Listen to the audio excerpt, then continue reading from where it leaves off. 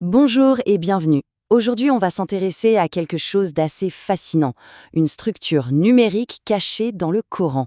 Et tout ça, ça tourne autour d'une seule phrase, une phrase bien précise. Alors, le chiffre clé, le voilà, 114. Pourquoi 114? Eh bien, c'est tout simplement le nombre total de chapitres qu'on appelle les sourates dans le Coran. Il faut bien garder ce nombre en tête parce qu'on va le voir ressurgir et de façon plutôt inattendue. Et tout commence avec cette prière, une prière vraiment centrale dans le Coran. C'est elle qui va être notre point de départ pour une série de calculs et on va voir, les résultats sont pour le moins surprenants. Allez, on plonge tout de suite dans la première découverte. On va se concentrer sur la toute première fois que cette prière apparaît dans le texte, en suivant l'analyse d'Adel Bendalia Sen. Alors, ce qui est vraiment important ici, c'est de repérer un mot bien précis, as-sirat. Où est-ce qu'on le trouve? Eh bien, tout au début du Coran, première sourate, 6e verset.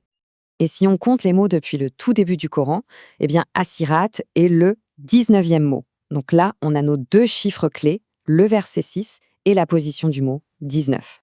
Maintenant, la question que pose l'analyse est toute simple. Que se passe-t-il si on multiplie le numéro du verset par la position du mot? Autrement dit, 6 fois 19. Et le résultat, c'est 114. Exactement, le même nombre que le total des chapitres du Coran. C'est la première coïncidence, et elle est assez frappante. Bon, c'est une découverte remarquable, c'est clair.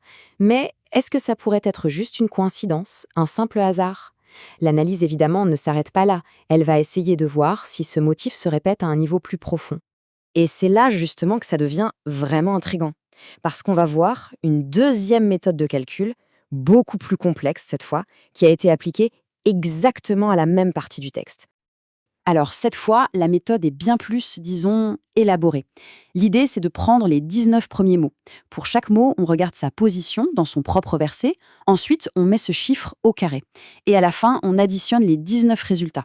C'est un calcul assez tordu, on est d'accord. Et là, c'est assez incroyable, mais ce processus hyper complexe donne exactement le même résultat. 114. Le mystère commence sérieusement à s'épaissir. Regardez le contraste, c'est ça qui est fou. D'un côté, on a une multiplication toute simple. De l'autre, cette somme de carrés bien compliquée. Deux chemins de calcul qui n'ont rien à voir, et pourtant, ils arrivent tous les deux au même nombre, 114. Là, l'idée du simple hasard commence à être un peu plus difficile à défendre. Mais attendez, ce n'est pas fini. L'exploration va encore plus loin. L'analyse ne s'est pas arrêtée à la position des mots. Non, elle s'est aussi intéressée aux lettres de l'expression et au nombre de fois où elle apparaît dans tout le texte. Et pour ça, on utilise une toute nouvelle approche, l'analyse de fréquence. C'est simple. Chaque lettre de l'alphabet arabe a été classée, de la plus fréquente à la moins fréquente, dans le Coran. Par exemple, la lettre alif, c'est la plus courante, donc elle a le rang numéro 1.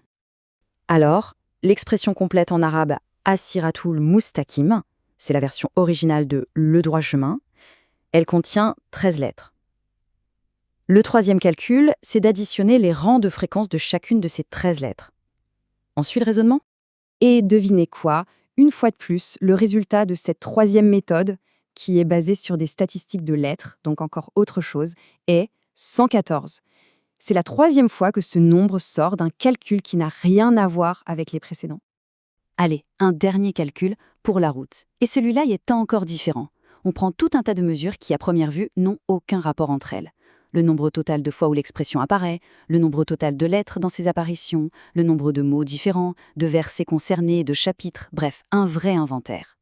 Et ce qui est absolument stupéfiant, c'est que même en additionnant toutes ces données qui n'ont a priori aucun lien mathématique, la somme finale est encore et toujours 114. Bon, ce nombre 114, on le voit partout.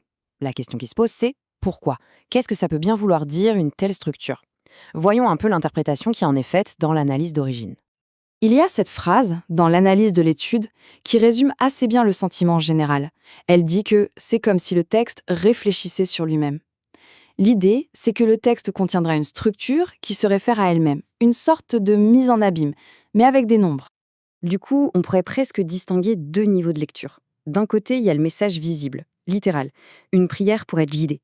Et de l'autre, un message caché dans la structure qui suggère que cette guidance est en fait tissée dans l'architecture mathématique même du texte. Cette structure de nombres pourrait donc être vue comme une sorte de réponse silencieuse. La prière demande à être guidée, Et la structure du texte, qui tourne autour de cette même prière, semble répondre. La guidance est déjà là, elle est intégrée dans ma propre construction. Pour finir, prenons un peu de recul et posons une dernière question, une question qui ouvre un peu la réflexion. Au fond, à quoi pourrait bien servir une architecture aussi complexe? Partons du principe que ces motifs ne sont pas un hasard. Alors, quelle serait leur fonction? Est-ce que c'est une sorte de signature de l'auteur cachée dans les chiffres, ou peut-être un système pour garantir que le texte ne soit jamais altéré, un peu comme un code correcteur d'erreurs? Ou alors est-ce que c'est simplement une autre forme de beauté, une beauté mathématique qui attend d'être découverte? La question, bien sûr, reste ouverte.